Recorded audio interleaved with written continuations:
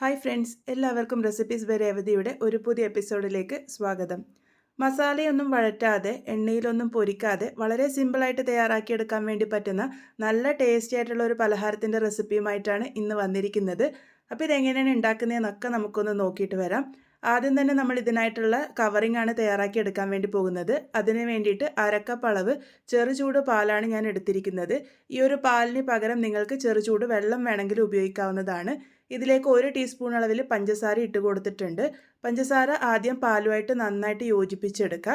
അതിനുശേഷം ഇതിലേക്ക് 1 ടീസ്പൂൺ അളവിൽ ഈസ്റ്റാണ് ചേർത്ത് കൊടുത്തിരിക്കുന്നത്.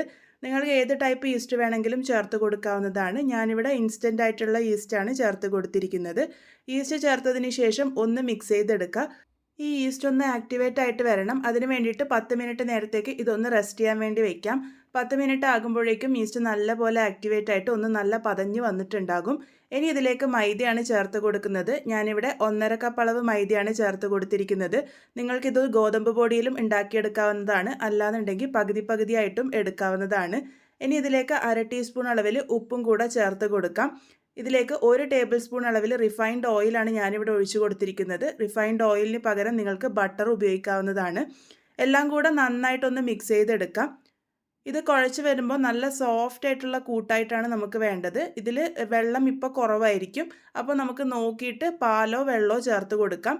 അതുപോലെ ചേർക്കുന്ന പാലോ വെള്ളമോ ഇളം ചൂടായിരിക്കാൻ വേണ്ടിയിട്ട് ശ്രദ്ധിക്കണം. അപ്പോൾ എനിക്കിപ്പോൾ ഇവിടെ ഒരു 2 ടേബിൾ സ്പൂണോളം വെള്ളം മാത്രമേ എക്സ്ട്രാ ആയിട്ട് വേണ്ടി വന്നിട്ടുള്ളൂ. ഈ ഒരു രീതിക്ക് സോഫ്റ്റ് ആയിട്ടുള്ള കൂട്ടാണ് നമ്മൾ നീഡ് ചെയ്തെടുക്കേണ്ടത്.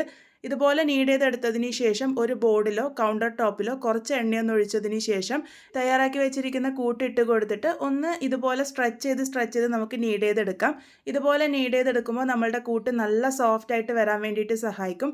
അതുപോലെ ഏത് ടൈപ്പ് ബ്രെഡ് ഉണ്ടാക്കുമ്പോഴും ഇതുപോലെ നീഡ് ചെയ്തെടുക്കുകയാണെങ്കിൽ നല്ല സോഫ്റ്റ് ആയിട്ടുള്ള ബ്രെഡ് കിട്ടാൻ വേണ്ടിയിട്ട് സഹായിക്കും. അപ്പോൾ ഈ ഒരു രീതിക്ക് നല്ല സോഫ്റ്റ് ആയിട്ട് തന്നെ ഞാനിവിടെ കുഴച്ചെടുത്തിട്ടുണ്ട്.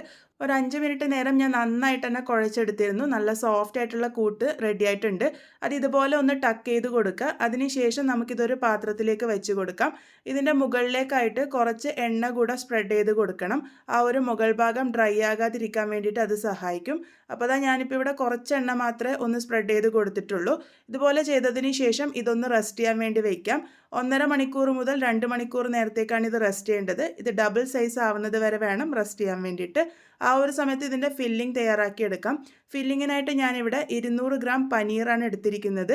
പനീർ ഇതുപോലെ ഗ്രേറ്റ് ചെയ്തിട്ടാണ് എടുത്തിരിക്കുന്നത്. ഈ ഒരു ഫില്ലിങ് പനീർ വെച്ചിട്ട് തന്നെ ഉണ്ടാക്കണമെന്ന് നിർബന്ധമില്ല. നിങ്ങൾക്ക് ചിക്കൻ വെച്ചോ മുട്ട വെച്ചോ തയ്യാറാക്കിയെടുക്കാവുന്നതാണ്. ഇതിലേക്ക് ഇനി 1 കപ്പ് അളവ് ചീസാണ് ചേർത്ത് കൊടുക്കുന്നത്. ചീസ് ചേർത്ത് കൊടുക്കുന്നത് ഓപ്ഷണലാണ്. ഇഷ്ടമുണ്ടെങ്കിൽ മാത്രം ചേർത്താൽ മതി. ഇതിലേക്ക് ഞാനിവിടെ 1 കപ്പ് അളവ് ക്യാപ്സിക്കം ചെറുതായിട്ട് അരിഞ്ഞതും കൂടെ ചേർത്തിട്ടുണ്ട്. കയ്യിൽ അവൈലബിൾ ആയിട്ടുള്ള വെജിറ്റബിൾസ് ചേർത്താൽ മതി. ഇതിലേക്ക് ഇനി എരിവിന് പാകത്തിന് ഞാനിവിടെ 1.25 ടീസ്പൂൺ അളവിൽ ചില്ലി ഫ്ലേക്സ് ആണ് ചേർത്ത് കൊടുത്തിരിക്കുന്നത്. ഇനി ഇതിലേക്ക് 1 ടീസ്പൂൺ അളവിൽ പിസ്സ സീസണിംഗ് ആണ് ചേർത്ത് കൊടുക്കുന്നത്. അതും കയ്യിലുണ്ടെങ്കിൽ മാത്രം ചേർത്താൽ മതി. ഈ ഒരു പിസ്സ സീസണിംഗ് ഒക്കെ നമുക്ക് സൂപ്പർ മാർക്കറ്റിൽ നിന്നും വാങ്ങാൻ വേണ്ടി കിട്ടുന്നതാണ്. ഇനി ഇതിലേക്ക് 1/2 ടീസ്പൂൺ അളവിൽ കുരുമുളക് പൊടി കൂടെ ഞാനിവിടെ ചേർത്തിട്ടുണ്ട്.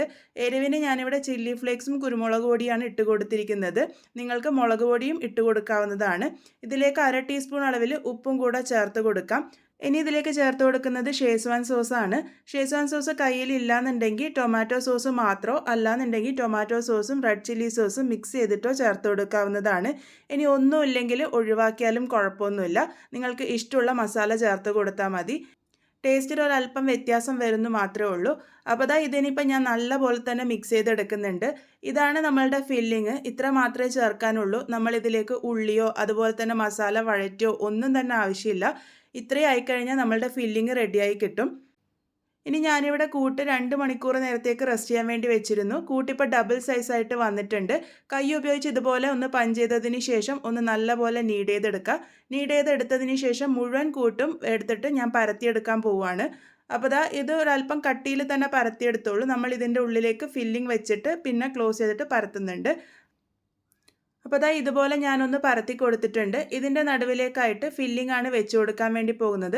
നമ്മൾ തയ്യാറാക്കി വെച്ചിരിക്കുന്ന ഫില്ലിങ്ങിൽ നിന്നും ഒരല്പം വലിയ ഉരുളിയാക്കി എടുത്തിട്ട് നടുവിലേക്കായിട്ട് വെച്ച് കൊടുക്കുക. നിങ്ങൾക്ക് ആ ഒരു ഫില്ലിങ്ങിൻ്റെ അളവ് കാണുമ്പോൾ തന്നെ മനസ്സിലാകുന്നുണ്ടാവും. അത്യാവശ്യം നന്നായിട്ട് തന്നെ ഞാൻ എടുത്തിട്ടുണ്ട്. എന്നിട്ട് നമ്മൾ ആ ഒരു കൂട്ട് ഉപയോഗിച്ച് ഇത് നല്ലപോലെ കവർ ചെയ്തെടുക്കുക. എന്നിട്ട് ആ ഒരു സൈഡൊക്കെ നന്നായിട്ട് ഒന്ന് സീൽ ചെയ്തെടുക്കുക. സീൽ ചെയ്തെടുത്തതിന് ശേഷം നമ്മളിത് പരത്തിയെടുക്കാനാണ് പോകുന്നത്. ഈ ഒരു രീതി എന്ന് പറഞ്ഞാൽ നമ്മൾ ആ ഒരു ആലു പൊറോട്ടയൊക്കെ ഉണ്ടാക്കുമ്പോൾ ചെയ്യുന്ന ആ ഒരു രീതിക്ക് തന്നെയാണ് നമ്മളിത് ബാക്കിയുള്ളത് ചെയ്യാൻ വേണ്ടി പോകുന്നത്. അപ്പോൾ ദാ ഇതിങ്ങനെ കൈ ഉപയോഗിച്ച് ഒന്ന് ചെറുതായിട്ട് പ്രസ് ചെയ്ത് കൊടുക്കുക. ഒരുപാട് ബലം കൊടുക്കാതെ മെല്ലെ മെല്ലെ പ്രസ് ചെയ്യുകയാണെങ്കിൽ ഫില്ലിംഗ് ഒട്ടും തന്നെ പുറത്ത് വരാതെ നമുക്കിത് നന്നായിട്ട് പരത്തിയെടുക്കാൻ വേണ്ടി പറ്റും.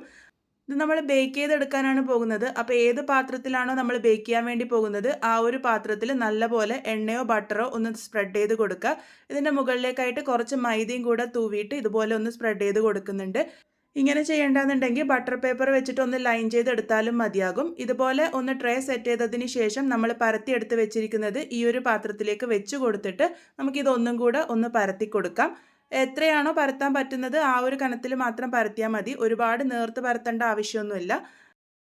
ഈ ഒരു രീതിക്ക് ഞാനിവിടെ ഒന്ന് സ്പ്രെഡ് ചെയ്ത് കൊടുത്തിട്ടുണ്ട്. അതിനുശേഷം കൈ ഉപയോഗിച്ച് തന്നെ ഇതുപോലെ ഒന്ന് മാർക്ക് ചെയ്ത് കൊടുക്കുക. ഇത് നമ്മളുടെ ബ്രെഡ് ഒരുപാട് അങ്ങനെ പൊങ്ങി വരാണ്ടിരിക്കാൻ വേണ്ടിയിട്ട് സഹായിക്കും. ഇതുപോലെ മാർക്ക് ചെയ്താൽ മതി. ഫോർക്ക് ഉപയോഗിച്ച് ചെയ്യേണ്ട ആവശ്യമില്ല. അപ്പോൾ ദാ ഇതുപോലെ ഒന്ന് മാർക്ക് ചെയ്തതിന് ശേഷം ഇതിൻ്റെ മുകളിലേക്ക് ഞാനിപ്പോൾ ഇവിടെ എഗ് വാഷ് ചെയ്യാനാണ് പോകുന്നത്. ഒരു മുട്ടയെടുത്ത് ഒന്ന് ബീറ്റ് ചെയ്തതിന് ശേഷം അതിൻ്റെ മുകളിലേക്ക് നന്നായിട്ട് സ്പ്രെഡ് ചെയ്ത് കൊടുക്കുകയാണ് ചെയ്യുന്നത്. ഇങ്ങനെ ചെയ്താൽ മാത്രമേ നല്ലൊരു ബ്രൗൺ കളർ കിട്ടുള്ളൂ. എഗ് വാഷ് വേണ്ടാന്നുണ്ടെങ്കിൽ 2 ടേബിൾ സ്പൂൺ പാലിൽ 1 ടീസ്പൂൺ പഞ്ചസാര ഇട്ടിട്ട് വാഷ് ചെയ്തെടുത്താലും മതിയാകും. ഇനി ഇതിൻ്റെ മുകളിലേക്ക് ബാക്കി വെച്ചിരിക്കുന്ന ഫില്ലിങ്ങും കൂടെ ഒന്ന് സ്പ്രെഡ് ചെയ്ത് കൊടുക്കുക. ഒരുപാട് സൈഡിലോട്ടേക്കായിട്ട് സ്പ്രെഡ് ചെയ്യേണ്ട, നടുഭാഗത്തേക്കായിട്ട് വെച്ച് കൊടുത്താൽ മതി. ഈ ഒരു ഫില്ലിങ്ങിൻ്റെ പകുതിയോളാണ് നമ്മൾ ഉള്ളിൽ വെച്ച് കൊടുത്തിരിക്കുന്നത്. ഇനി ഇത് ബേക്ക് ചെയ്തെടുക്കാനാണ് പോകുന്നത്. നമ്മളിത് ഓവനൊന്നും ഇല്ലാതെ സ്റ്റൗവിൽ വെച്ചിട്ടാണ് ബേക്ക് ചെയ്തെടുക്കുന്നത്. അതിന് വേണ്ടിയിട്ട് ഇതുപോലെ അത്യാവശ്യം വലിയൊരു പാത്രം എടുക്കുക. ഇതിൻ്റെ ഉള്ളിൽ ഞാനിപ്പോൾ ഉപ്പിട്ട് കൊടുത്തിട്ടുണ്ട്. ഉപ്പിട്ട് കൊടുക്കുന്നത് പാത്രം മോശമാവാണ്ടിരിക്കാൻ വേണ്ടി മാത്രമാണ്. ഒരു സ്റ്റാൻഡും കൂടെ വെച്ച് കൊടുത്തതിന് ശേഷം ഹൈ ഫ്ലെയിമിൽ 10 മിനിറ്റ് നേരത്തേക്ക് പ്രീ ഹീറ്റ് ചെയ്ത് വെച്ചിരിക്കുന്ന പാത്രത്തിലേക്കാണ് നമ്മളിത് ഇറക്കി വെച്ച് കൊടുക്കേണ്ടത്. അതിനുശേഷം ഇത് അടച്ച് വെച്ചിട്ട് മീഡിയം ടു ലോ ഫ്ലെയിമിൽ ഏകദേശം 30 മുതൽ 35 മിനിറ്റ് നേരത്തേക്കാണ് ഇത് ബേക്ക് ചെയ്തെടുക്കേണ്ടത്. 30 മിനിറ്റ് ആകുമ്പോൾ ഒന്ന് തുറന്ന് നോക്കിക്കോളൂ. പാകത്തിന് റെഡി ആയിട്ടില്ല എന്നുണ്ടെങ്കിൽ മാത്രം ഒരു 5 മിനിറ്റ് നേരത്തേക്കും കൂടെ വെച്ചാൽ മതി. ഇതിപ്പോൾ പാകത്തിന് റെഡി ആയിട്ടുണ്ട്. നമ്മളിത് സ്റ്റവിൽ നിന്ന് മാറ്റിയതിന് ശേഷം കുറച്ച് ബട്ടർ ഒന്ന് സ്പ്രെഡ് ചെയ്ത് കൊടുക്കാം. നല്ലൊരു ഗ്ലേസിങ്ങും കിട്ടും. അതുപോലെ തന്നെ ബ്രെഡ് സോഫ്റ്റ് ആയിട്ട് വരാനും സഹായിക്കും. ഇനി ഇത് നല്ലപോലെ ചൂടാറി വന്നതിന് ശേഷം വേണം ഇത് മുറിച്ച് സെർവ് ചെയ്യാൻ വേണ്ടിയിട്ട്. അപ്പോഴാണ് ആ ഒരു ബ്രെഡ് നല്ല സോഫ്റ്റ് ആയിട്ട് ഇരിക്കുക. ഒരു തുണി ഉപയോഗിച്ച് അടച്ചു വെച്ചോ അല്ലാന്നുണ്ടെങ്കിൽ റാക്കിൻ്റെ മുകളിൽ വെച്ചിട്ടോ ഇതിൻ്റെ ചൂടൊന്ന് ആറാൻ വേണ്ടിയിട്ട് വെക്കണം. ഇപ്പോൾ ഇത് പാകത്തിന് റെഡി ആയിട്ടുണ്ട്. നല്ല സോഫ്റ്റ് ആയിട്ട് തന്നെ നമ്മളുടെ ബ്രെഡ് വന്നിട്ടുണ്ട്. ഇതിപ്പോൾ ചൂടൊക്കെ നല്ലപോലെ മാറി വന്നതിന് ശേഷം ആ ഒരു പാത്രത്തിൻ്റെ സൈഡ് ഭാഗം ഒന്ന് കത്തി ഉപയോഗിച്ച് ഇളക്കി കൊടുക്കുക.